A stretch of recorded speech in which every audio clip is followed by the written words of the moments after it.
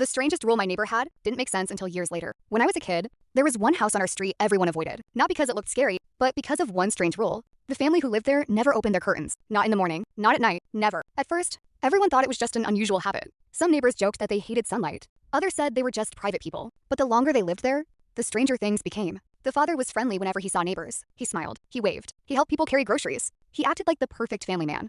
But his children were different. They never played outside. They never went to school events. They never invited friends over. And every time someone asked about them, the father would simply say, "They're just shy." One summer, a new family moved next door. They didn't know anything about the rumors. They didn't know about the curtains. They didn't know about the strange rules. One night, their little girl looked across the street. She saw someone standing behind the dark window, a child. She waved. The person waved back. The next morning, the father from that house came over. But this time, he wasn't smiling. He looked nervous. He told the neighbors, "Never wave at that window again." They laughed. They thought he was joking.